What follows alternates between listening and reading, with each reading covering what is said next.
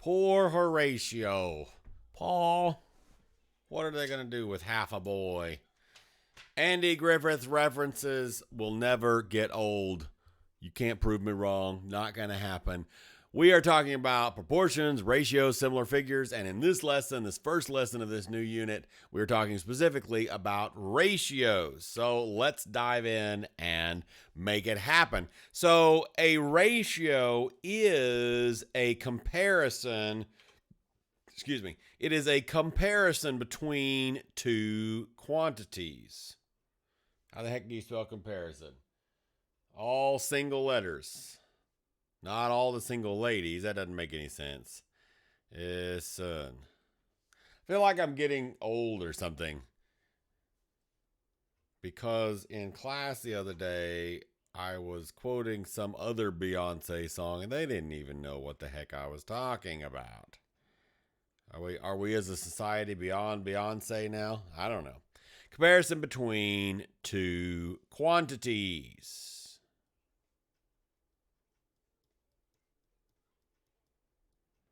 Okay, so something like 2 to 5 or 3 to 8. We can write them, and we can write ratios in different ways. We can write it with the colon notation or fraction notation. A lot of times what we're doing in this class at this point in your math journey is writing it in fraction notation. We can also literally write it out like 1 to 12. Those are all examples of ratios. Let's look at some examples of writing ratios in some kind of word problem type sense. We're going to express the ratio 12 baskets in 18 attempts as a fraction in simplest form. So we're going to do the ratio 12 to 18. Now, when it says in simplest form, what that means essentially is we're going to reduce this fraction. Okay? Excuse me. So what can we reduce this fraction by? I think 6 is probably the biggest. Does that sound right to you guys? We're going to divide the top and bottom by 6. 12 divided by 6 is 2. 18 divided by 6 is 3. So now all we have to do is explain the meaning. So this was baskets and attempts on the bottom. So the meaning would be for every 2 baskets, 3 attempts were made. I don't know basketball. In fact, I don't even like basketball. Is that a good ratio? Is that a good shot ratio? Attempts?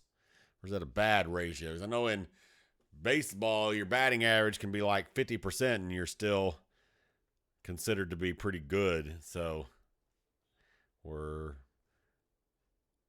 made. Is that a good ratio in basketball? Let me know in the comments. All right, so there's the answer to that one. Simplest form, explain the meaning. Let's do another one.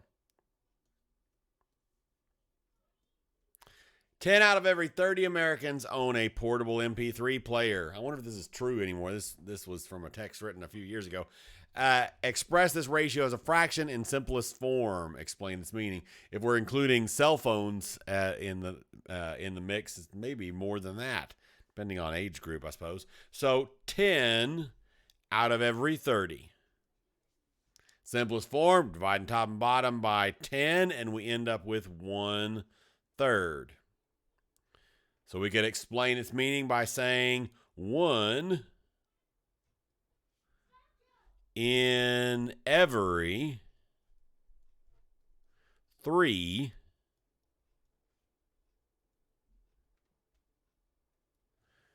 Americans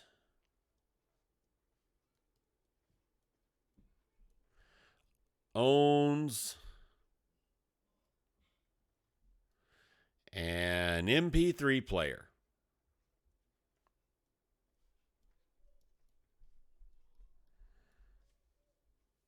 There we go. There's our answers for that question. this is pretty straightforward stuff. What do y'all think? Easy peasy, easy as pie, all that. Easy as cake? No, we don't like cake around here. Although I did have pound cake for my birthday the other day. It was really good.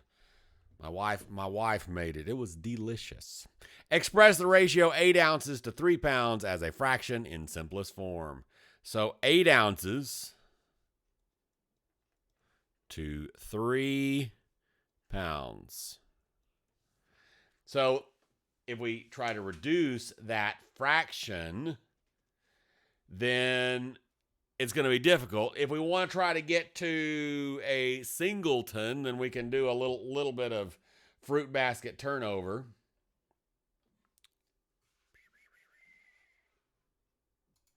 Fruit basket turnover, indeed. Sorry, I had to check my notes. It was taking me a second to get my brain right. I kind of write all these things and prep all this stuff, and then I go back, or at least that's what I did this time.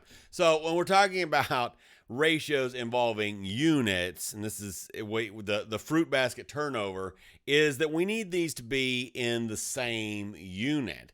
Okay, so we're talking about ounces and pounds. There are 16 ounces in 1 pound, right? So if we want to convert 3 pounds to ounces, we'd have to multiply by 16.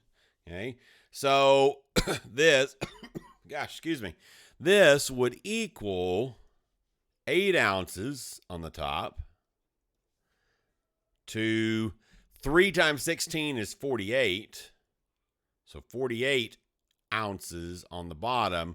Now that does reduce, and 8 and 48 reduces to, but if we divide top and bottom by 6, the ratio is 1 to 6, or 1/6. Sixths. I hate that word. Hate it. It's terrible. Terrible word. There's ratios. Most lessons are going to be this simple. So this unit, even though it's long, there's a bunch of lessons in it.